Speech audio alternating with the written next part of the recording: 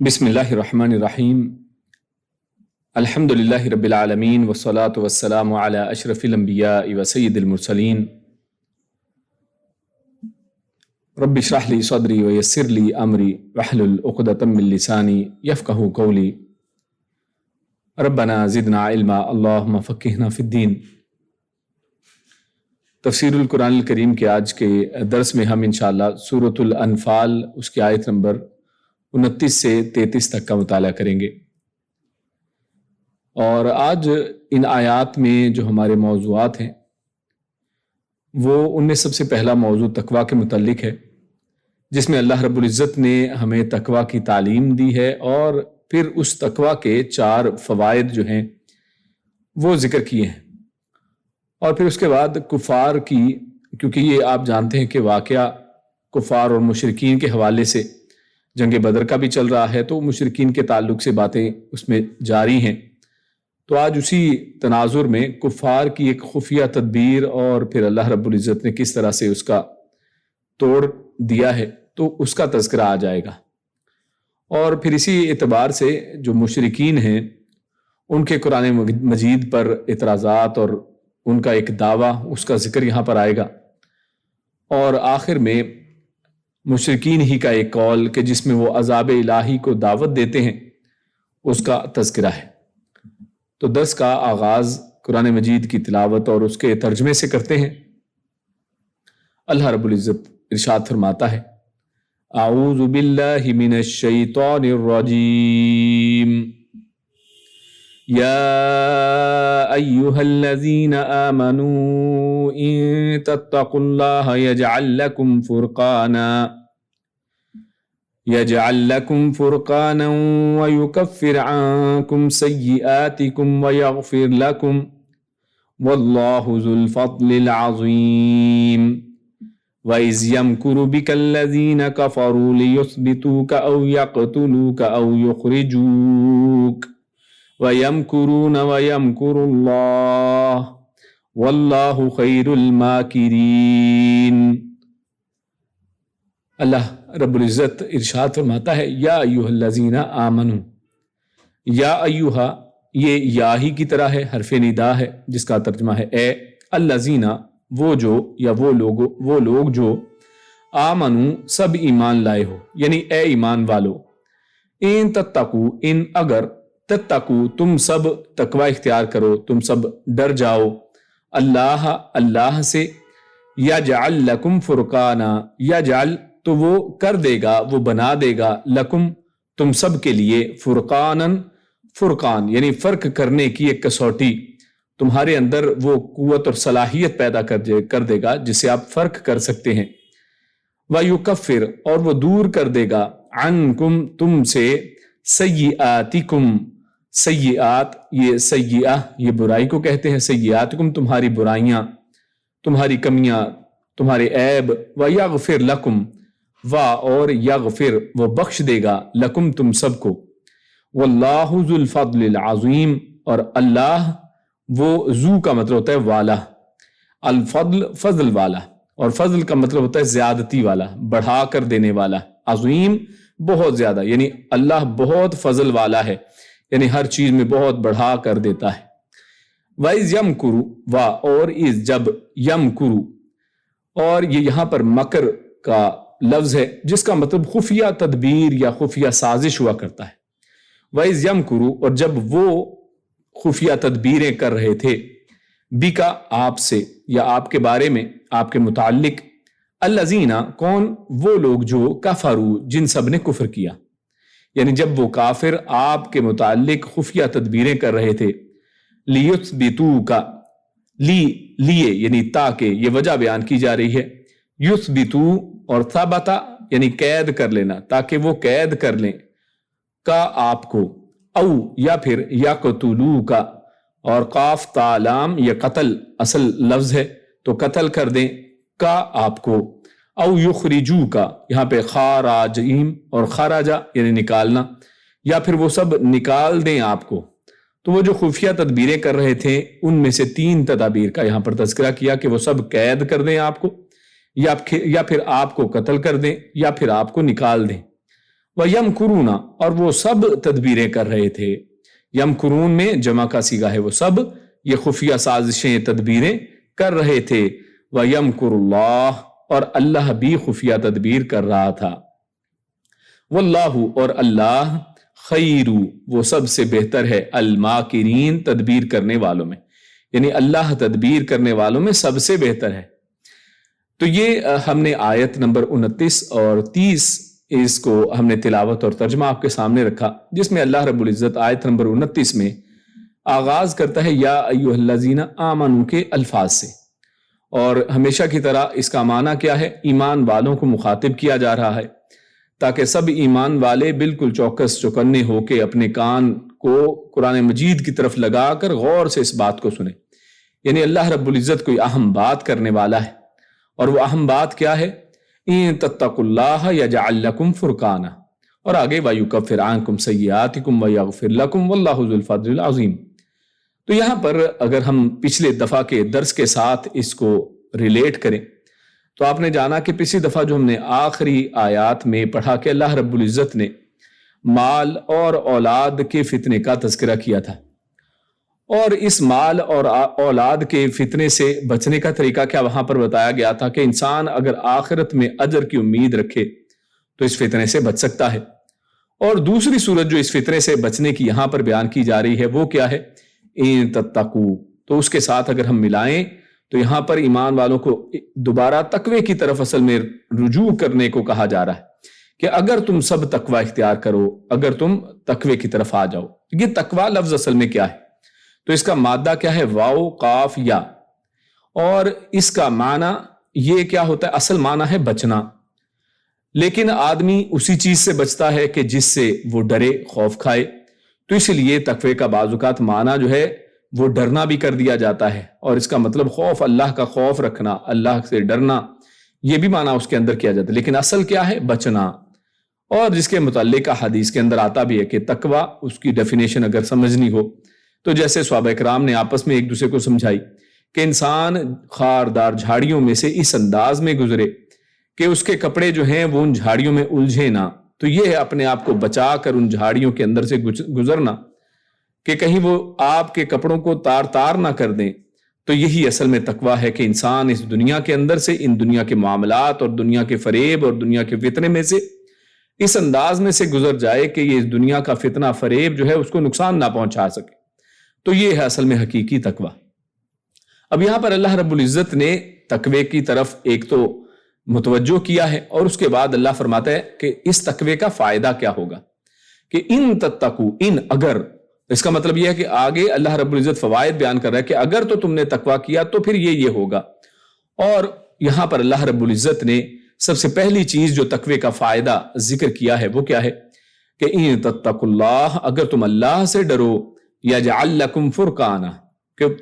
وہ تمہارے لیے ایک فرقان جو ہے وہ بنا دے گا. اور یہ تقوی اگر تم ہر حال میں اللہ سے ڈرو، اور اللہ سے ڈرنا یہاں پر بات اس کی کیوں کی گئی ہے؟ کیونکہ انسان بہت سے جو ہیں اس دنیا کے اندر وہ ڈرتے تو ہیں لیکن اللہ سے نہیں ڈرتے. ہم بہت بسا اوقات کس سے ڈرتے ہیں کہ جناب ہم جہاں پر کام کرتے ہیں ہمارا باس کہیں وہ مجھے پکڑ نہ لے، دنیا نہ دیکھ لے، رشتہ دار کیا کہیں گے. اور جناب یہ دنیا سے ڈرتے ہوئے، یا اگر ملکوں کی اور بڑے پیمانے پہ بات کریں تو وہاں پر بھی اللہ کے خوف کی بجائے جو ہے دنیا کا خوف اور دوسرے ممالک کا خوف وہ انسان کے اوپر طاری اور حاوی رہتا ہے. اس لیے اللہ رب العزت نے فرمایا کہ اے ایمان والو اگر تم تقوی اختیار کرو، یعنی جو آگے فوائد حاصل ہونے والے ہیں صرف انہی کے لیے ہیں کہ جو خالص اللہ سے ڈرنے والے ہیں، صرف اللہ سے ڈریں. اور یہ اللہ کا خوف جو ہے یہ ظاہر اور باطن ہر حالت میں انسان کے ساتھ رہنا چاہیے کہ انسان دنیا کے سامنے تو بچے، لیکن اگر اکیلا ہو اور تمہارے سامنے کوئی اور دیکھنے والا نہیں ہے، تمہارے اوپر کوئی اور اگر یعنی کہہ لیں کہ جیسے کیمرے کی آنکھ لکھا ہوتا ہے، کیمرے کی آنکھ تمہیں دیکھ رہی ہے، کیمرہ نہیں بھی ہے تو تقوی یہ ہے کہ انسان اللہ سے ڈرے کیونکہ اللہ تو دیکھ رہا ہے. تو جو شخص اس تقوی کو پہنچ جاتا ہے، تقوی کے اس لیول کو، معیار کو پہنچتا ہے، تو اللہ نے پھر اس کے لیے 4 چیزیں کہی ہیں. تو پہلی کیا ہے کہ تم میں حق اور باطل کو پہچاننے اور ان کے درمیان فرق کرنے کی اللہ رب العزت ایک بہت زبردست قوت جو ہے وہ پیدا کر دے گا۔ اچھا، یہ جو زبردست قوت کا معنی اور بہت زیادہ فرق کرنے کا معنی اس کے اندر کیسا پیدا ہوتا ہے، تو اس حوالے سے علماء نے جو گرامر کے اعتبار سے اس لفظ کو کہا ہے، تو یہ جو فرق ہے اسی لفظ سے اصل میں یہ بنا ہے، یعنی فرق کرنا عربی زبان میں بھی اسی طرح استعمال ہوتا ہے۔ اور یہاں پر یعنی یا پھر اسی طرح فرقان کا لفظ آتا ہے، اور وہ فرقان کے لفظ کے اندر یہاں پر دیکھیے لفظ میں آخر میں الف اور تنوین لگا کر اس میں اضافہ ہے۔ تو عربی کے قاعدے کے مطابق جب کسی لفظ کے اندر حروف کا اضافہ ہو جائے، حرف زیادہ بڑھ جائیں، تو اس کے معنی کے اندر بھی زیادتی آ جاتی ہے، معنی کے اندر بھی زیادتی پیدا ہو جاتی ہے۔ یعنی اس وجہ سے یہاں پر کہا جائے گا کہ اللہ رب العزت تمہارے لیے ایک زبردست جو ہے کسوٹی اور زبردست قوت پیدا کر دے گا کہ جس سے تم حق اور باطل میں فرق کر سکتے ہو، تمہارے لیے حق اور باطل کی پہچان آسان ہو جائے گی، اور اس قوت کی بدولت اللہ تعالیٰ تمہیں کسی بھی شبے، شک یا تذبذب کا شکار ہونے کے بجائے آسانی سے حق کا فیصلہ کر کے اس پر عمل کرنے کی صلاحیت عطا کرے گا۔ کیونکہ کتنے ہی دنیا کے اندر لوگ ہیں جن کو سمجھ ہی نہیں آتی ہے کہ جناب ہم کس کی مانیں۔ بہت سے لوگ آپ کو ایسے یعنی بہانے بناتے ہوئے ملیں گے، اور اصل میں ان کے اندر یہ فرقانہ کی یہ جو صفت ہے یہ اصل میں نہیں ہوتی، کہ وہ حق اور باطل کے اندر فیصلہ نہیں کر پاتے ہیں کہ حق کیا ہے باطل کیا ہے، ان کے درمیان میں فرق نہیں کر پاتے ہیں۔ اور وہ وہی وجہ کیا ہے، وہی پیچھے تقویٰ۔ اگر انسان کے اندر تقویٰ ہو تو اللہ رب العزت اس کو یہ صفت عطا کرتے ہیں کہ وہ حق اور باطل میں آسانی سے فرق کر سکتا ہے، وہ شک و شبے کی چیزوں سے ہمیشہ دور رہنے کی کوشش کرتا ہے، وہ شک شبے والی چیز کے پاس ہی نہیں جاتا ہے تاکہ کوئی ایسا مسئلہ پیدا ہی نہ ہو، اور وہ جب بھی اس کے سامنے کوئی معاملات آتے ہیں تو آسانی سے وہ فیصلہ کرنے کی پوزیشن میں ہوتا ہے کہ جناب یہ اللہ کا فرمان ہے اور یہ کسی غیر اللہ کا فرمان ہے، یہ اللہ کے نبی نے فرمایا ہے اور یہ فلاں فلاں کسی بزرگ کا کلام ہے، کسی بزرگ کا فرمان ہے۔ تو وہ اللہ کے کلام، اللہ کے فرمان، رسول اللہ صلی اللہ علیہ وسلم کے فرامین کے سامنے وہ پھر واضح طور پر دوسروں کو چھوڑنا اور حق کو قبول کرنا اس کے لیے آسان ہو جاتا ہے۔ اور یہ کب ہے؟ جب انسان اللہ سے ڈرے، اللہ کا تقوی اختیار کرے۔ تو لہٰذا یہ ایک زبردست ایک خصوصیت اور صفت اللہ ایسے شخص کے اندر پیدا کر دیتے ہیں جو تقوی اختیار کرتا ہے، تو یہ سب سے پہلی ہے۔ اور اسی طرح اس کے معنی میں یہ بھی ہے کہ اسی طرح وہ تمہیں فتح و نصرت عطا کر کے تمہارے اور تمہارے دشمنوں کے درمیان فیصلہ کرے گا، یعنی تم میں اور دشمنوں میں بھی فرق بالکل واضح ہو جائے گا کہ جناب یہ حق والے لوگ ہیں کہ ہمیشہ حق ہی جیتنے والا ہے۔ اور ان الباطل کان زہوقا، قرآن مجید میں بار بار اللہ رب العزت نے بارہا جگہوں پر یہ ارشاد فرمایا ہے کہ باطل ہے ہی مٹنے اور ختم ہونے کے لیے، اور اللہ رب العزت واضح کر دیتا ہے کہ یہ حق ہے اور یہ باطل ہے۔ اور ہمارے صحابہ کرام کی جماعت کے اندر ایک جو دوسرے ہمارے خلیفہ ہیں عمر بن خطاب رضی اللہ تعالی عنہ، ان کو اللہ رب العزت نے یعنی یہ شرف دیا ہے کہ ان کے نام کے ساتھ جو ہے عمر فاروق لکھا جاتا ہے، یعنی جو فرق کرنے والے ہیں حق اور باطل کے درمیان میں، جو بڑی آسانی سے چیز کی تہ تک پہنچ جاتے تھے، شک و شبے سے بالکل دور، اور حق اور باطل میں واضح فرق کرنے والے، کسی سے نہ ڈرنے والے۔ تو یہ دیکھیے یہ تقوی ہی کا فائدہ ہے کہ انسان کے اندر فرقانہ کی یہ صفت پیدا ہو جاتی ہے، یہ پہلا فائدہ۔ اب دوسرا فائدہ کیا ہے؟ وَيُكَفِّرْ عَنْكُمْ سَيِّئَاتِكُمْ، کہ یہ تقوی کا دوسرا فائدہ یہ ہے کہ اللہ رب العزت تم سے تمہاری برائیاں دور کر دے۔ انسان برائیوں سے بچنا شروع کر دیتا ہے، اسے پتا ہے کہ اللہ مجھے دیکھ رہا ہے۔ جب بھی کوئی خطا، کوئی برائی اس کے دل میں اس کا خیال آئے تو اس کے دل میں یہ بھی ساتھ ہی خیال آ جاتا ہے کہ اللہ دیکھ رہا ہے، تو فوراً اس برائی سے وہ دور آ جاتا ہے۔ جیسا کہ ایک صحابی کے بارے میں آتا ہے کہ وہ دیوار کے اوپر چڑھ رہے ہیں، اور چڑھتے ہوئے جو ہے دوسری طرف آواز آتی ہے ان کے کانوں میں کہ الم یأن للذین آمنوا ان تخشع قلوبہم لذکر اللہ، کہ کیا ابھی وہ وقت نہیں آیا ہے کہ مومنوں کے دل اللہ کے ذکر سے ڈر جائیں۔ ابھی یہ لفظ جو ہے کانوں میں پڑتے ہیں اور وہ کہتے ہیں کہ میں ڈر گیا، یعنی اسی وقت جو ہے ان کے کانوں میں وہ لفظ آئے ہیں اور انہوں نے کیا ہے برائی کو چھوڑ دیا ہے، جس برائی کے لیے دیوار پر چڑھ رہے تھے، جس کے لیے آگے بڑھ رہے تھے۔ تو اللہ رب العزت جو ہے انسان کو برائیوں سے دور کر دیتا ہے جب اس کے اندر یہ صفت ہو کہ وہ اللہ سے ڈرنے والا ہو، تو وہ ہر معاملے میں یہ نہیں کہ کام پہلے کر لے اور بعد میں کوئی اس کی طرف توجہ دلا دے، نہیں، وہ ہر کام کرنے سے پہلے اس کے اسلامی پہلو کی طرف غور کرتا ہے کہ کیا اسلام میں یہ جائز ہے یا نہیں، کیا اللہ کو پسند ہے یا نہیں، کیا اللہ اس سے ناراض تو نہیں ہوگا۔ جب انسان یہ عمل اور اس انداز میں سوچ و بچار شروع کر دیتا ہے تو سمجھ لیں کہ اس کے اندر یہ تقوی کی خوبی ہے، کیونکہ وہ برائیوں سے بچنے کی خود بھی کوشش کرتا ہے، پھر اللہ بھی اس کو پھر ان برائیوں میں موافقت دیتا ہے، توفیق دیتا ہے کہ انسان ان برائیوں سے پھر بچنے لگتا ہے۔ اور تیسری جو صفت پیدا ہوتی ہے وہ کیا؟ یغفر لکم، کہ اللہ رب العزت پھر جو تم سے گناہ ہو گئے، یعنی پہلا تو یہ تھا کہ گناہ کرنے نہیں دیتا، اللہ رب العزت گناہوں سے محفوظ رکھتا ہے، اور دوسرا یہ ہے کہ اگر کوئی گناہ ہو گئے انسان سے، کیونکہ انسان گناہ کا پتلا ہے، اللہ کے نبی صلی اللہ علیہ وسلم نے فرمایا کہ کل بنی آدم خطاؤن، کہ تمام جو آدم کے بیٹے ہیں وہ خطا کرنے والے، آدم کی ساری اولاد خطا کار ہے، لیکن ان میں بہترین کون ہیں؟ جو اللہ کی طرف جو رجوع کرنے والے ہیں، توبہ استغفار کرنے والے۔ تو ان لوگوں کو اللہ رب العزت کیا کرتا ہے؟ یغفر لکم، اللہ ان کو معاف کر دیتا ہے۔ یعنی اگر کوئی بھول چوک کر کے کوئی گناہ ہو بھی گیا تو اللہ رب العزت وہ اس کو معاف کرنے والا ہوتا ہے۔ تو یہ بھی تقوی کا ایک فائدہ ہے کہ جو شخص اللہ سے ڈرنے والا تھا، ہاں پھر بھی اس سے غلطی ہو گئی، اللہ سے ڈرنے والا تھا پھر بھی وہ خطا کر بیٹھا، لیکن فوراً پھر وہ تقوی وہ جو ہے اس کو فوراً، یعنی قریب، قرآن مجید میں ایک جگہ پر قریب کا لفظ ہے کہ وہ توبہ کی طرف فوراً آ جاتا ہے، یعنی قریب ہی، دیر نہیں کرتا ہے۔ یعنی جیسے ہی اس سے غلط کام ہوا تو وہ کیا کرتا ہے قرآن مجید اس قول کے مطابق کہ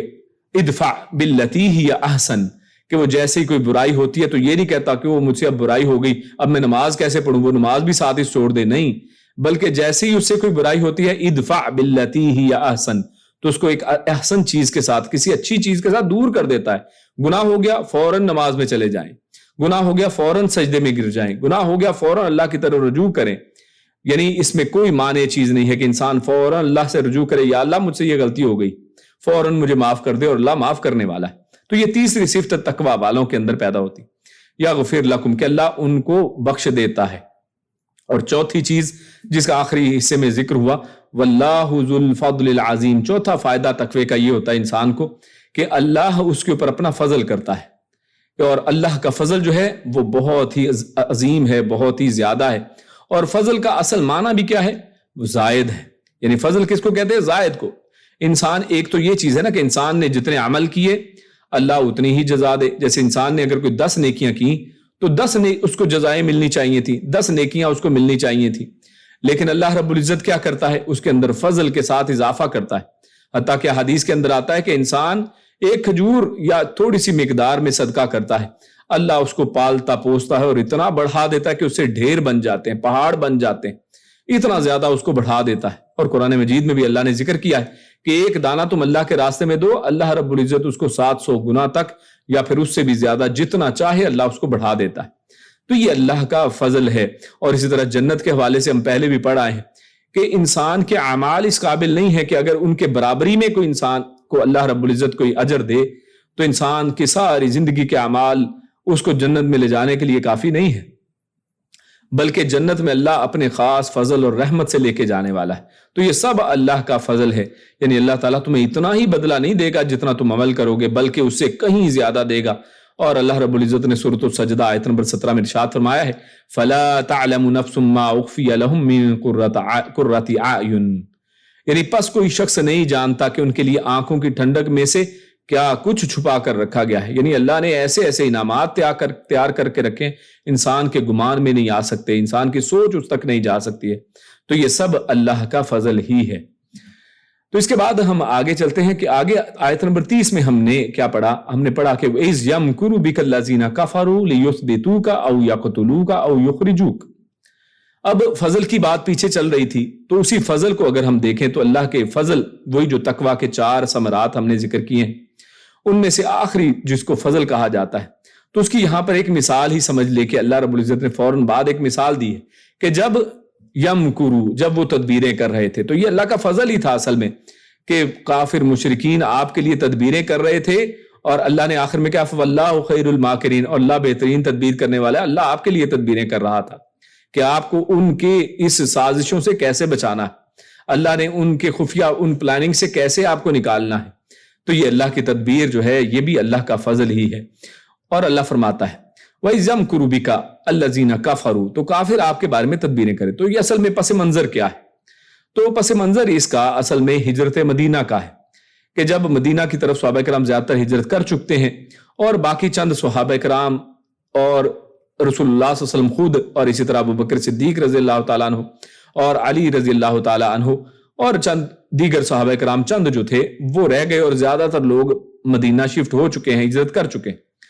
تو تب جب یہ حالات کفار مکہ نے دیکھے کہ جناب یہ تو سب ہمارے گرفت سے نکل کر اب بچ کر نکل گئے ہیں، مدینہ شفٹ ہو گئے ہیں، تو اب ان کو کس طریقے سے ان کو پکڑا جائے، اور یہ نہ ہو کہ رسول اللہ صلی اللہ علیہ وسلم بھی یہاں سے نکل گئے تو ہمارے لیے بڑا زبردست خطرہ بن سکتے ہیں۔ اور وہ خطرہ کس انداز میں ہو سکتا ہے کہ باہر جائیں تو ہم پر حملہ آور ہو جائیں، یا اسی طرح اسلام جو ہے وہ اس طرح پھیلے کہ اس کے بعد ہمارے اوپر بھی اسلام آ جائے اس کے بعد۔ تو اس لیے یہ خطرہ وہ محسوس کر رہے تھے، چنانچہ انہوں نے دار الندوہ میں وہ ایک مجلس لگائی، اور اکثر وہ مجلسیں اور مشاورت دار الندوہ وہاں پر خانہ کعبہ کے قریب ایک کہہ لیں کمرہ یا ایک جگہ مقرر کی گئی تھی جہاں پر یہ لوگ اکٹھے ہوتے اور تجاویز اور آراء پیش کرتے تھے۔ خیر وہاں پر اس کا بھی ایک سیشن ہوا۔ تو اللہ تعالیٰ نے اصل میں یہاں پر ان کی یہ جو ساری ڈسکشن ہوئی ہے اس کو 3 جملوں میں بیان کیا ہے کہ انہوں نے مختلف آراء جو آئی ہیں وہ کیا تھیں، لیثبتوکا کہ آپ کو قید کر لیا جائے، او یقتلوکا یا پھر آپ کو قتل کر دیا جائے، او یخرجوکا یا پھر آپ کو نکال دیا جائے۔ تو قید کرنے کی ایک بات آئی کہ ہم اس وقت تک قید کریں گے کہ جب تک یہ رسول اللہ صلی اللہ علیہ وسلم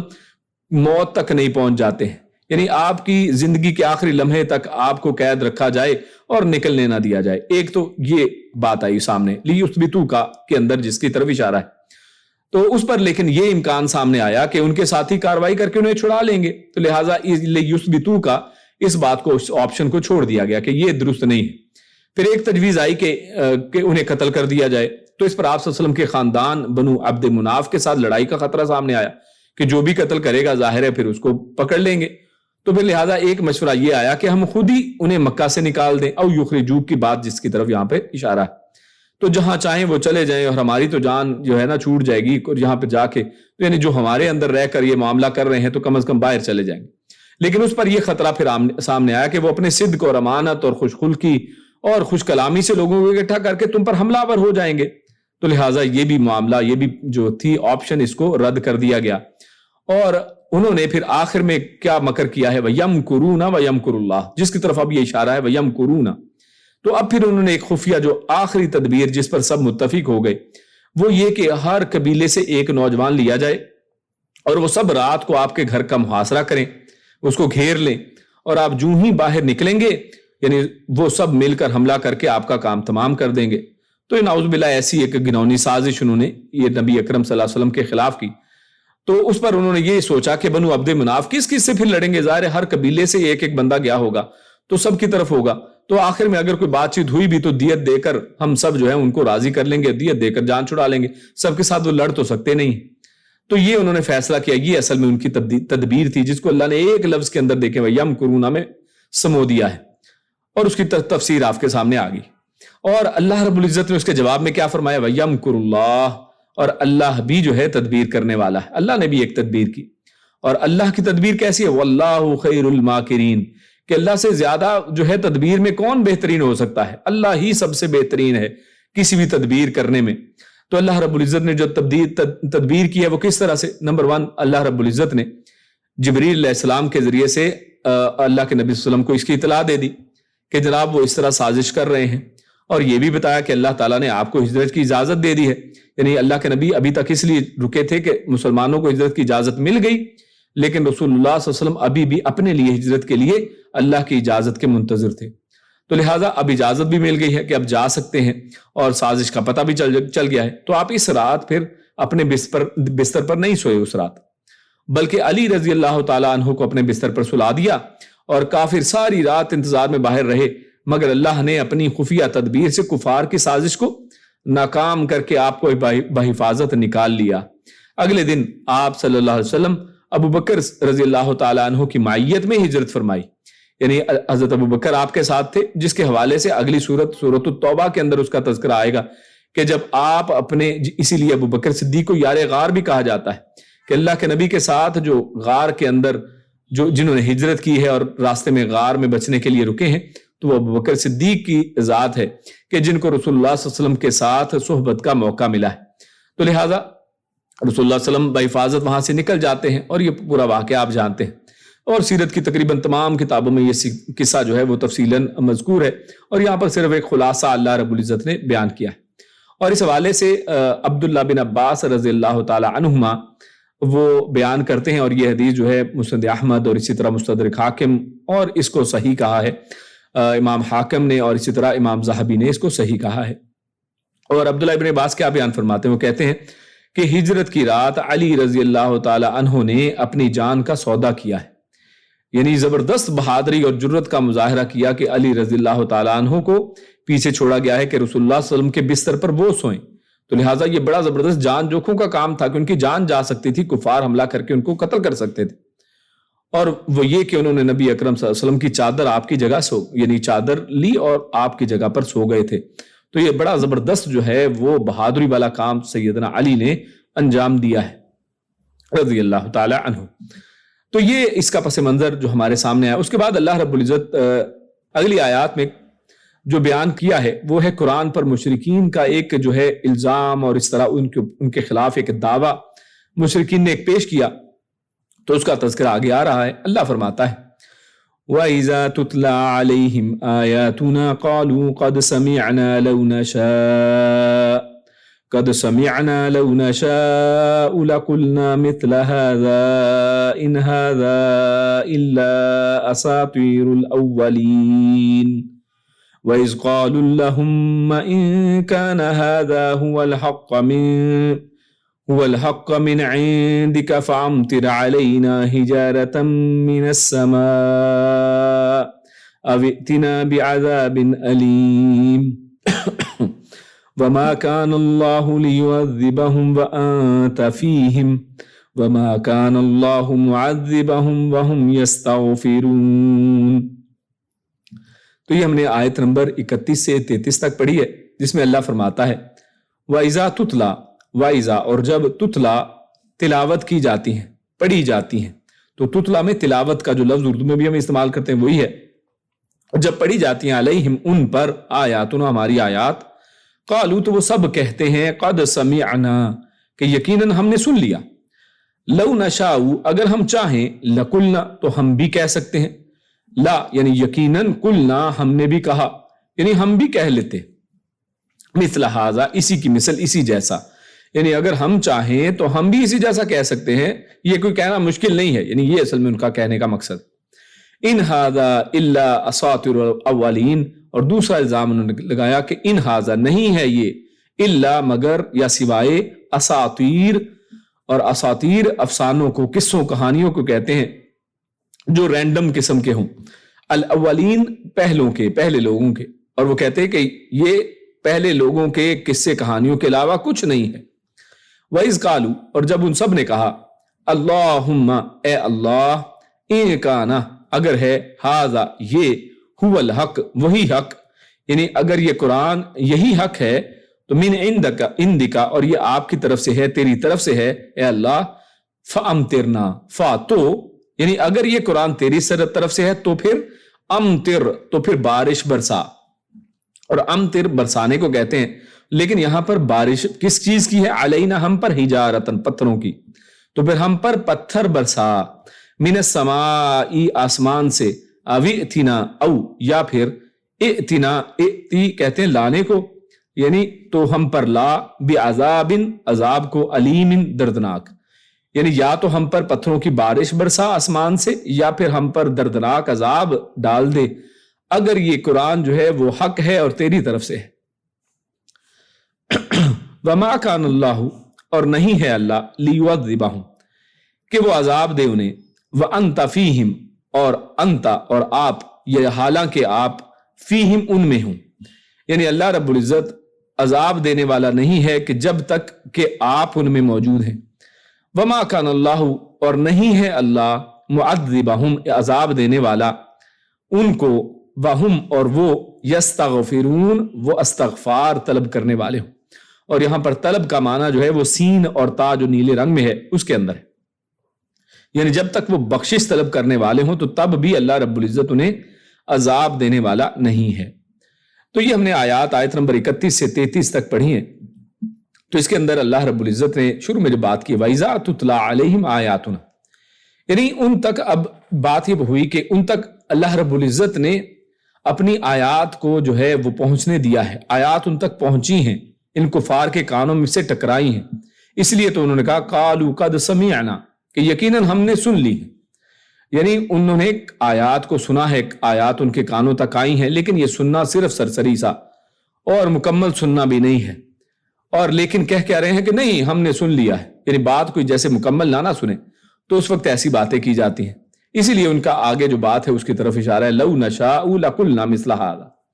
خیر یہاں پر پہلی بات تو یہ کہ جب ان پر تلاوت کی جاتی ہے، پڑھی جاتی ہیں آیات، تو یہ اس طرف آیا، تو اور دوسری بات اس کے بعد آگے ایک لفظ آیا ہے جو دوسرا الزام نے لگایا، ان ھذا الا اساطیر الاولین، کہ یہ نہیں ہے مگر کچھ افسانے، کچھ قصے کہانیاں۔ تو یہ جو اساطیر کا لفظ ہے نا، اس حوالے سے جو قاموس ہے اس کے اندر تو وہ لکھا ہے کہ یہ اساطیر اصل میں اسطورہ یا پھر استارہ یا استیرہ، یہ اس کی اصل میں جمع ہے، یعنی جس کا معنی کیا ہوتا ہے، بے ترتیب قسم کی بے انگم کہانیاں، یعنی ادھر ادھر کی جیسے رینڈم کہانیاں، کوئی سٹوریز ہوں۔ لیکن ابن جریر رحمہ اللہ نے وہ فرمایا ہے کہ یہ سطرن کی جمع ہے، یہ اساطیر کس کی جمع ہے، سطرن، یعنی اور اسی سے ہے یعنی اساطیر، اور اس کی جمع یہ اساطیر بن جاتی ہے سطرن، اور سطرن کی جمع استرن، اور استرن کی جمع اساطیر۔ تو اس کا مطلب کیا ہے، یعنی کوئی بھی لکھی ہوئی کہانیاں جو ہیں، سطرن، سطر کہتے ہیں لکھنے کو، لکھی ہوئی کوئی سطر جیسے ہوتی ہے، اردو میں بھی ہم لفظ استعمال کرتے ہیں، تو یعنی اس کو ایک سٹوریز اور کہانیوں کی طرف انہوں نے ایک اس کی نسبت کی ہے جو اپنی طرف سے بنائی ہوں، فکشن جس کو کہا جاتا ہے۔ اور اسی لیے کفار کہتے تھے کہ یہ قرآن ہے ہی نہیں، یعنی آپ تو اس کو قرآن کہہ رہے ہیں کہ یہ کوئی ایسی کوئی کلام ہے اور اللہ کی طرف سے ہے، وہ کہتے کہ یہ اصل میں کیا ہے، ہم نے سن لیا جی، ہمیں پتہ چل گیا ہے یہ کیا چیز ہے۔ اور اس کی طرف پہلی بات انہوں نے کیا کی کہ ہم چاہیں تو ہم بھی ایسی کوئی چیز بنا لیں، اس میں کون سی بڑی بات ہے۔ اور دوسرا یہ کہ یہ تو جناب فرضی کہانیاں ہیں، پہلوں نے جو بیان کی تھیں آپ نے اس کو بس پکڑ کے جمع کر دیا ہے، اور محض یہ قصے کہانیاں ہیں، جبکہ یہ اس کی طرف اشارہ ہے کہ یہ کتنے جاہل لوگ تھے کہ اگر کوئی قرآن مجید کو مکمل کو پڑھ لے تو کوئی بھی شخص، اور ایسے بہت سے لوگ گزرے ہیں تاریخ کے اندر، یہ حالیہ تاریخ کے اندر خصوصاً آپ جس کو دیکھ سکتے ہیں ریکارڈڈ ہسٹری کے اندر، کہ کتنے ہی لوگ ایسے ہیں کہ جو اس قرآن مجید کے اوپر اعتراضات کی غرض سے، اس کے اندر غلطیاں نکالنے کی غرض سے اس کو پڑھتے ہیں، اور جب قرآن مجید کو مکمل مطالعہ کر لیتے ہیں تو اس کی حقانیت کی وہ دلیل خود دیتے ہیں اور خود مسلمان ہو جاتے ہیں۔ یعنی جو اس کو مکمل طور پر یا اس کو غور سے سن لیتا ہے، پڑھ لیتا ہے، تو مجبور ہو جاتا ہے، اور اس کا حق جو ہے، اس کے دل کے اندر جو فطرت سلیمہ ہے وہ اس کی طرف اشارہ کرتی ہے کہ اب اس کے اوپر مانے بغیر گزارا نہیں ہے۔ لیکن یہ لوگ اصل میں قد سمینا، اصل میں جو کہہ رہے ہیں کہ ہم نے سن لیا جی، اصل یہ بالکل ویسا ہی سننا ہے کہ جیسے آج ہم لوگوں کی طرف آپ قرآن مجید کے کوئی دلائل پیش کریں، نہیں جی نہیں، یہ ہمیں پتہ ہے سارا کچھ، آپ ہمیں نہ بتائیں، ہم سب کچھ جانتے ہیں، اس کو سمجھ سنتے ہی نہیں ہے۔ تو اس کو سننا یہ اسی طرح کا سننا ہے۔ خیر آگے وہ انہوں نے کیا کیا، اعتراض پہلا کیا کرتے ہیں، لو نشاء لقلنا مثل ھذا، کہ اگر ہم چاہیں تو اس جیسا ہم بھی کہہ دیں۔ اچھا اگر تمہاری ایسی ہی بات ہے جو تم نے یہ کہی ہے کہ اگر ہم چاہیں تو ہم بھی کہہ دیں، تو پھر کہہ دیتے، پھر اس میں مسئلہ کیا تھا؟ اگر یہ ایسی بات ہی ہے کہ اگر آپ کہہ سکتے تھے تو کہہ دیتے، کس نے روکا تھا آپ کو؟ بلکہ قرآن مجید نے تو خود چیلنج کیا تھا، لہٰذا یہ ان کا یہ قول خود اپنے ہی اصل میں خلاف ہے، یہ ان کے عجز کی دلیل ہے کہ اگر آپ کہہ سکتے ہوتے تو کہہ دیتے، یعنی جو آپ کہہ رہے ہیں نا کہ ہم چاہتے تو ہم کہہ لیتے، تو بھائی اگر آپ کہہ سکتے ہوتے تو کہہ لیتے، اصل میں آپ کے اندر یہ قوت طاقت ہی نہیں ہے کہ آپ اس جیسی کوئی چیز لا سکیں۔ اللہ تعالیٰ نے قرآن مجید میں مختلف جگہوں پر مختلف انداز بیان کیے ہیں، ایک جگہ پہ کہا کہ اگر آپ لا سکتے ہو تو اس طرح جیسا قرآن مجید لے آؤ، پھر دوسرے مقام پہ کہا کہ اس جیسی 10 صورتیں ہی لے آؤ، اور پھر ایک جگہ پہ کہا کہ ایک صورت ہی لے آؤ، اس جیسی کوئی ایک صورت لے آؤ۔ اور آپ جانتے ہیں کہ قرآن مجید میں سب سے چھوٹی صورت سورۃ الکوثر ہے، تو سورۃ الکوثر جیسی کوئی صورت ہی بنا لاؤ، سب سے چھوٹی جیسی۔ تو ان 3 آیتوں جیسی بھی آج تک آپ جانتے ہیں کہ یہ واضح چیلنج موجود ہے پوری دنیا کے سامنے، پوری دنیا مل کر اللہ نے قرآن میں کہا کہ چاہے ان اپنے ساتھیوں کو ساتھ ملا لو، پھر بھی تم یہ چیلنج قبول نہیں کر سکے، اس کے اوپر پورے نہیں اتر سکتے ہو، تو معلوم ہوا کہ تم صاف اصل میں جھوٹے ہو، جھوٹ بول رہے ہو، تم اس جیسا لا ہی نہیں سکتے ہیں۔ تو یہ جو بات تم نے کی لو نشاء لقلنا مثل ھذا، تو بالکل یہ فضول بات ہے۔ اس کے بعد آگے فرمایا وَإِذْ قَالُوا اللَّهُمَّ إِن كَانَ هَذَا هُوَ اچھا دوسری بات کی ان هَذَا إِلَّا أَسَاطِيرُ الْأَوَّلِينَ، جس کے بارے میں پہلے ہم تفصیلی بات کر چکے ہیں کہ دوسرا اعتراض انہوں نے یہ کیا کہ یہ تو جناب پچھلوں کے قصے کہانیاں ہیں، جبکہ قرآن مجید کا مطالعہ کرنے والا شخص جانتا ہے کہ اس کے اندر اللہ رب العزت نے جہاں پر بھی کوئی واقعہ کوئی قصہ ذکر کیا ہے، پہلی بات تو یہ کہ وہ فرضی قصے کہانیاں نہیں بلکہ وہ واقعات ہیں، تاریخ کے واقعات کے جن سے سبق سیکھا جائے۔ اور قرآن مجید کوئی ویسے تاریخ کی کتاب تو ہے نہیں کہ جناب قصوں کی کتاب ہو کہ سب قصے اس کے اندر درج ہو، بلکہ جس جگہ جس قصے کو بیان کرنے کی ضرورت ہوئی ہے اس قصے کو وہاں پر بیان کیا گیا ہے تاکہ لوگوں کی رہنمائی ہو سکے۔ تو اس وجہ سے اس کے اندر بعض اوقات آپ کو ایک ہی واقعہ مختلف انداز میں اس کے بعض اوقات ایک پہلو کو ایک قرآن مجید کی صورت میں اجاگر کیا گیا ہے، اور کسی دوسری جگہ پر قرآن مجید کے اسی واقعے کو کسی دوسرے انداز میں بیان کیا گیا اور کسی دوسرے پہلو کو وہاں پر اجاگر کیا گیا ہے تاکہ بات اسی ایک واقعے سے جو نصیحتیں انسان کے لیے نکل سکتی ہیں، جو بھی ذکر جو ہے اس کے اندر سے نکلتا ہے وہ سب ہم تک پہنچ سکے۔ تو یہ قرآن مجید کا انداز بیان ہے جو نصیحت کے لیے اترا ہے اصل میں، اور اسی لیے موقع کی مناسبت سے اس قرآن مجید کو اس انداز میں اتارا گیا ہے، جس کا تذکرہ قرآن مجید میں بارہا بہت سے مقامات پر اس کی دلائل اور اس کی بیان کی یہ وجوہات جو ہے اللہ نے خود بیان کی ہیں۔ اس کے بعد آگے اللہ رب العزت آیت نمبر 32 میں ارشاد فرماتا ہے، اگلی آیت میں اللہ فرماتا ہے وَإِذْ قَالُوا اللَّهُمَّ إِن كَانَ هَذَا هُوَ الْحَقَّ مِنْ عِنْدِكَ فَأَمْطِرْ عَلَيْنَا حِجَارَةً مِنَ السَّمَاءِ أَوْ ائْتِنَا بِعَذَابٍ أَلِيمٍ۔ تو یہ اب پہلی آیت میں آپ نے دیکھ لیا کہ ان کا سننا کیسا تھا، پھر ان کی جھوٹا جو ہے نا جو دعویٰ جو تھا وہ کس طرح کا تھا کہ جناب ہم بھی لے آئیں، بھئی لا سکتے ہوتے تو لے آتے، تو پہلا جھوٹ تو ان کا پکڑا گیا۔ اب یہاں پر پھر ایک اور وہ بات کیا کر رہے ہیں، اور یہ ان کی بے وقوفی اور جہالت کی طرف اشارہ ہے، اور بعض ایسی روایات کے اندر جن کی خیر سند کے اوپر کلام ہے لیکن واقعہ اصل میں درست ہے کہ ان کے اندر یہ بات لکھی ہے کہ بعض لوگوں نے جب مشرکین مکہ کے کچھ لوگوں نے نا پہلی کچھ قوموں کے حوالے سے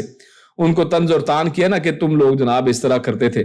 تو ان لوگوں نے کہا کہ تم تو ہم سے بھی زیادہ جاہل ہو کہ ہم لوگوں نے تو اس طریقے سے نہیں مانا تھا، اور تم لوگوں نے کیا کہا، تم نے تو کھل کے اللہ رب العزت کے کہا کہ بھی اگر یہ حق ہے تو پھر ہم پر پتھروں کی بارش برسا، تو کتنی جہالت والی تم نے بات یہ کی۔ یعنی اس بات کا تذکرہ جو ہے تاریخ کے اندر بھی ملتا ہے کہ یہ کیسی جہالت والی بات ہے جو انہوں نے خود ذکر کی ہے۔ تو لہٰذا یہ اس کے اندر مخالفت اور دشمنی اور تعصب کی جو ہے نا بو آتی ہے کہ جب انسان تعصب کے اندر، مخالفت کے اندر، دشمنی کے اندر اتنا بڑھ جائے تو وہ یہ بھی نہیں سوچتا ہے کہ میں کچھ کہہ رہا ہوں اور یا کیا کر رہا ہوں، کیا کچھ کہہ رہا ہوں، اور اس میں خود میرا کس قدر نقصان ہے۔ یہاں پہ دیکھیں اپنے لیے کیا مانگا جا رہا ہے کہ ہمارے اوپر یا تو پتھروں کی بارش برسا دی جائے اگر یہ سچ ہے۔ بھئی اگر آپشنل ہی اس کو لے لو تو اگر یہ سچا ہوا تو واقعی تم مر نہیں جاؤ گے، تم اس پتھروں کی بارش کے اندر شکار نہیں ہو جاؤ گے، اس عذاب علیم کے اندر، اس دردناک عذاب کے اندر تم اس میں آ نہیں جاؤ گے، لقمہ اجل نہیں بن جاؤ گے۔ لیکن یہ نہیں سوچا ہے ان کافروں جاہلوں نے۔ تو اللہ تعالیٰ سے یہ دعا کرنے کی بجائے کہ یا اللہ اگر یہ دین حق ہے اور تیری طرف سے تمہیں اس کے قبول کرنے کی توفیق دے، یہ کہنا چاہیے تھا کہ اگر یہ واقعی یا اللہ حق ہے تو ہمارے سامنے واضح کر دے، ہمیں توفیق دے دے، ہم اس کو مان لیں، ہم اس کی دشمنی کو چھوڑ دیں۔ لیکن وہ رسول اللہ صلی اللہ علیہ وسلم کی دشمنی میں کیا کہہ رہے ہیں کہ یا اللہ اگر یہ دین واقعی تیری طرف سے حق ہے تو ہم پر آسمان سے پتھر برسا یا ہم پر عذاب علیم لے آ۔ تو اپنے خیال میں انہوں نے یہ بڑی دانش مندی کی بات کی ہوگی، اپنی طرف سے بڑی بات کی ہوگی، مگر یہ قیامت تک کے لیے ان کی بے عقلی اور جہالت کی دلیل ہے اور ان کے لیے آر کا باعث بن گئی ہے۔ یعنی ان کے لیے آر والی بات ہے کہ اتنی بھی عقل نہیں تھی ان کے اندر، اتنے جاہل قوم تھی یہ لوگ۔ تو قرآن میں ان کے بار بار عذاب آنے کے مطالبے کا کئی مقامات پر اللہ نے تذکرہ کیا ہے، جیسے سورہ عنکبوت آیت نمبر 53 میں بھی یہ بات ہے، اس طرح سورہ صاد آیت نمبر 16 میں بھی اس کا تذکرہ ہے، سورہ معارج آیت نمبر 1 سے 3 میں بھی اس کا تذکرہ ملتا ہے، اور صحیح بخاری میں انس رضی اللہ تعالی عنہ سے روایت ہے کہ یہ مطالبہ اصل میں کیا کس نے تھا؟ یہ ابو جہل نے کیا تھا۔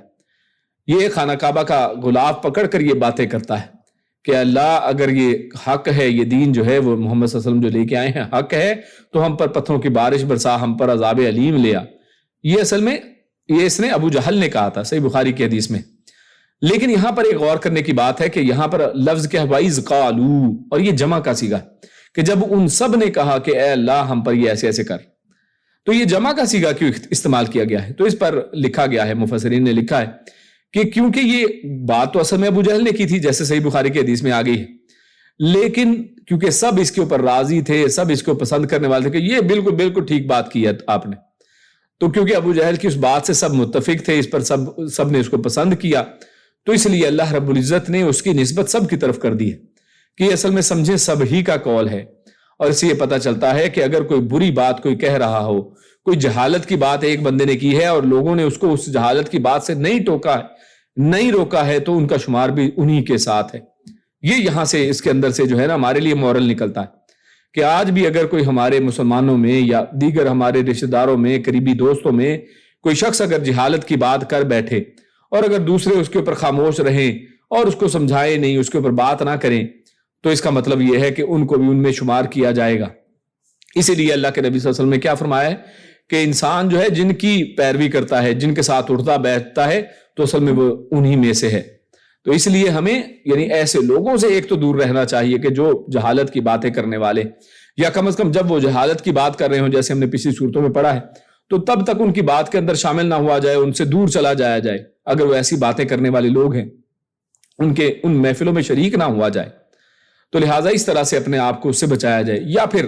آپ کے اندر گٹس ہیں تو آپ ان کے اندر بیٹھنا ہی چاہتے ہیں، تو جب وہ جہالت کی بات کریں تو پھر اس کو وہاں پر روکا جائے، ٹوکا جائے، اس کی امر بالمعروف اور نہی عن المنکر کیا جائے، جیسا کہ ہم نے پچھلے درس میں پڑھا تھا کہ یہ اطاعت کے اندر یہ چیز آتی ہے کہ انسان نیکی کا حکم دے اور برائی سے روکے۔ اس کے بعد اگلی آیت جو ہے، آیت نمبر 33، آج کے درس کی آخری جو آیت ہے، اس میں اللہ رب العزت کیا ارشاد فرماتا ہے، وَقَانَ اللَّهُ لِيُعَذِّبَهُمْ وَأَنْتَ فِيهِمْ، کہ جب تک آپ ان میں ہیں اللہ ان پر عذاب کرنے والا نہیں ہے۔ اور دوسرا فرمایا وَقَانَ اللَّهُ مُعَذِّبَهُمْ وَهُمْ يَسْتَغْفِرُونَ وَمَا كَانَ اللَّهُ، کہ اللہ رب العزت جب تک وہ استغفار کرنے والے ان پر عذاب دینے والا نہیں ہے۔ تو مفسرین نے اس میں یہاں پر یہ کہا ہے کہ یہ اصل میں اللہ رب العزت نے عذاب الہی نہ نازل ہونے کے دو اسباب یہاں پر ذکر کیے ہیں، کہ اللہ رب العزت سے عذاب کی انہوں نے بات تو کی ہے، جیسے پچھلی آیت کے ساتھ اس کو ریلیٹ کریں تو پچھلی آیت کے اندر ذکر ملتا ہے کہ ان لوگوں نے اللہ سے دعائیں کی ہیں، دعا کی ہے کہ یا اللہ ہم پر عذاب علیم نازل کر، ہم پر پتھروں کی بارش برسا۔ لیکن اللہ جواب میں کیا ارشاد فرماتا ہے کہ اللہ رب العزت دو وجوہات سے تم پر عذاب نہیں کرے گا، یا کسی بھی قوم پر عذاب نہیں کرے گا جب تک ان میں یہ دو اسباب پائے جاتے ہوں۔ تو وہ اسباب کون سے ہیں کہ جس کی وجہ سے عذاب الہی نازل نہیں ہوتا ہے؟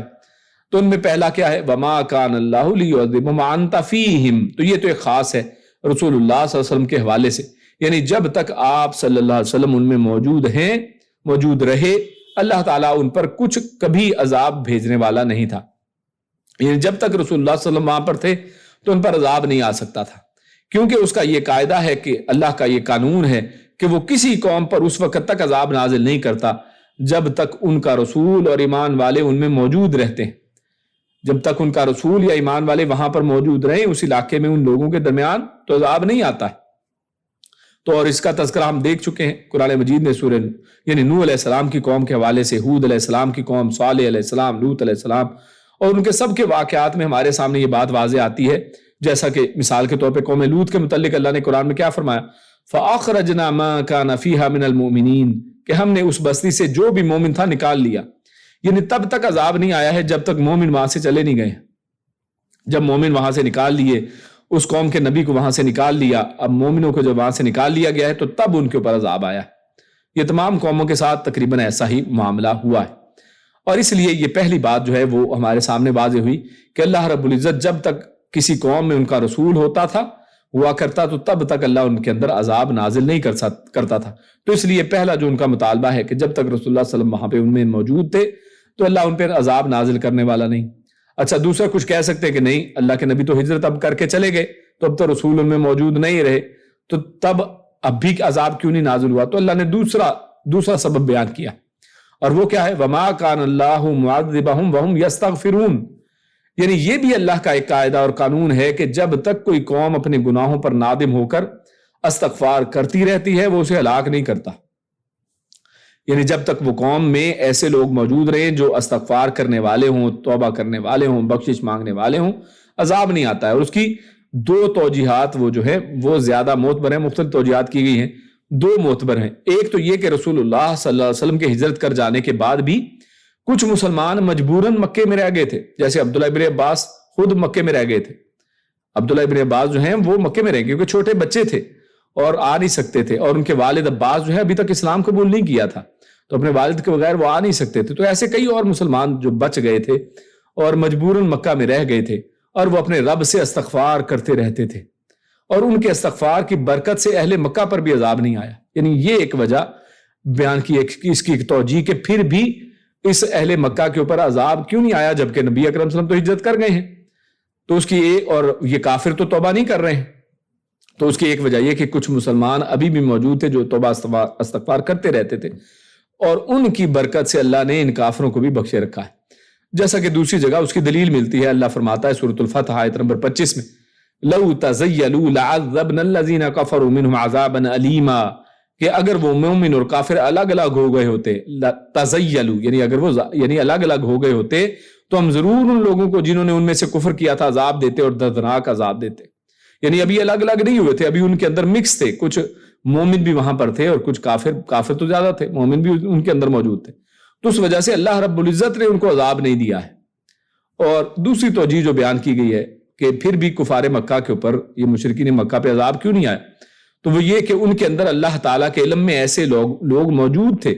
اللہ کے علم میں تھا کہ کچھ ایسے لوگ موجود ہیں، جیسا کہ خود عباس رضی اللہ تعالیٰ عنہ کے لے لیں، اللہ کے نبی کے چچا جو ہیں، کہ وہ کچھ لوگ ابھی بھی اس جگہ پر موجود ہیں، اور سہیل ابن عمر ہیں اسی طرح، اور بہت سے اور جو ہے صحابہ کرام جو ہیں وہ باقی رہ گئے تھے وہاں پر، ابو جندل ہیں اور دیگر کئی صحابہ ہیں جن کو بعد میں جو ہے، کچھ لوگوں کو بعد میں جو ہے نصیب ہوا ہے اسلام قبول کرنا، اور کچھ پہلے سے اسلام قبول کر لیا تھا لیکن ان کو قید کیا ہوا تھا وہاں پر. تو کچھ ایسے لوگ بھی ابھی موجود تھے کہ جنہوں نے آگے چل کر مسلمان ہونا تھا، اور اللہ تو سب باتوں کو جانتا ہے کہ آگے کیا چل کر کون کون سے لوگ مسلمان ہونے والے ہیں. تو اللہ تعالیٰ سے وہ، یعنی اللہ کو معلوم تھا کہ وہ استغفار کریں گے، اور جب وہ استغفار کریں گے اللہ ان کی توبہ کو قبول کرے گا اور اللہ ان کو اسلام نصیب کرے گا. اس لیے ان پر ایسا عذاب نہیں آ سکتا تھا جو سب کو سرے سے فنا ہی کر ڈالتا. یعنی اگر وہ سرے سے فنا ہی ہو جاتے تو پھر توبہ کیسے ان کی قبول کی جاتی؟ اللہ کو معلوم تھا کہ فلاں لوگوں کے دلوں کے اندر خیر موجود ہے. تو اس توجیہ کی طرف اشارہ بھی ہمیں سورہ فتح ہی کی آیت نمبر 25 ہی میں اس جملے سے، ان لفظوں سے ملتا ہے جہاں پہ اللہ نے فرمایا لِيُدْخِلَ اللَّهُ فِي رَحْمَتِهِ مَن يَشَاءُ، تاکہ اللہ تعالیٰ اپنی رحمت سے جسے چاہے داخل کر لے. یعنی جو ابھی داخل نہیں ہوئے تو جنہیں اللہ چاہے اپنی رحمت سے ان کو داخل کر لے اسلام میں. اللہ نے ان کے دل میں خیر دیکھی ہے کہ وہ مستقبل میں توبہ کر لیں گے، استغفار کر لیں گے. تو لہٰذا یہ دوسرا جملہ ہے کہ اللہ جب تک کوئی استغفار کرنے والے لوگ موجود ہوں یا پوٹینشلی موجود ہوں، اللہ ان کو عذاب نہیں دیتا ہے. اور آپ دیکھیے کہ طائف کے واقعے میں بھی کچھ ایسا ہی ہے کہ اللہ کے نبی صلی اللہ علیہ وسلم جو ہے نے اس طائف کے حوالے سے جب فرشتے آتے ہیں اللہ کے نبی کو کہتے ہیں کہ آپ حکم دیں تو ہم اس دو پہاڑوں کو ملا دیں، یہ طائف والے لوگ آپ پر جو ظلم و ستم کیا ہے اس کی پاداش میں وہ کچل دیے جائیں اور ہلاک کر دیے جائیں. لیکن اللہ کے نبی صلی اللہ علیہ وسلم کہتے ہیں کہ شاید اللہ رب العزت ان میں کوئی خیر رکھ لے اور مستقبل میں کوئی لوگ ان میں ایمان والے ہو جائے. ان کو پتہ نہیں ہے اصل میں میری حیثیت کا، میرے مرتبہ مقام کا پتہ نہیں ہے ان کو، تو لہٰذا مستقبل میں ان میں بڑے لوگ پیدا ہوئے.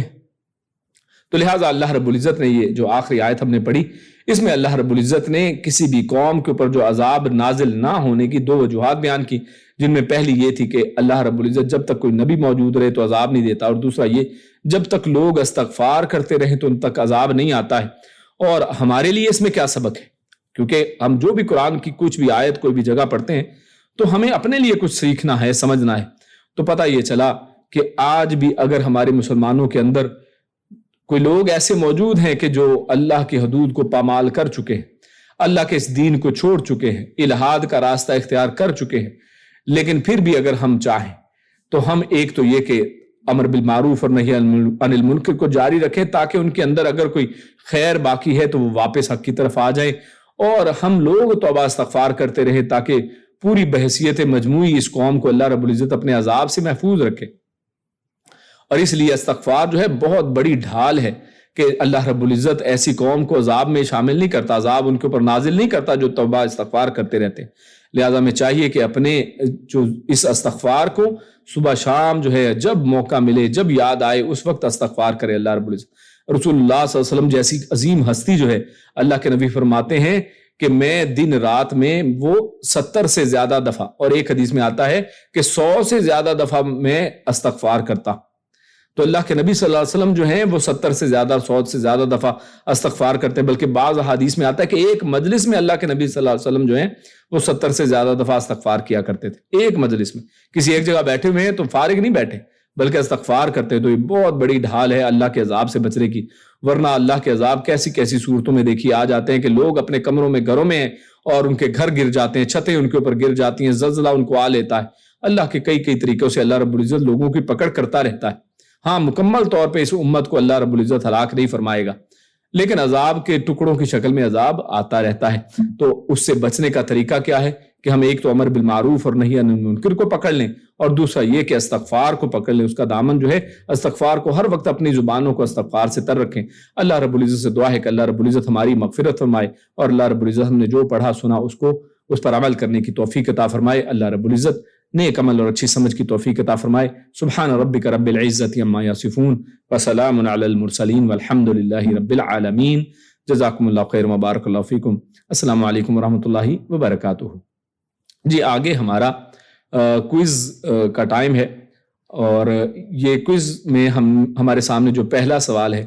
وہ ہے ان تتقوا اللہ، اور یہ پہلی آیت کے حوالے سے یہ بات چل رہی ہے کہ تقویٰ کے اللہ رب العزت نے یہاں پر کتنے اور کون کون سے فوائد بیان کیے تھے۔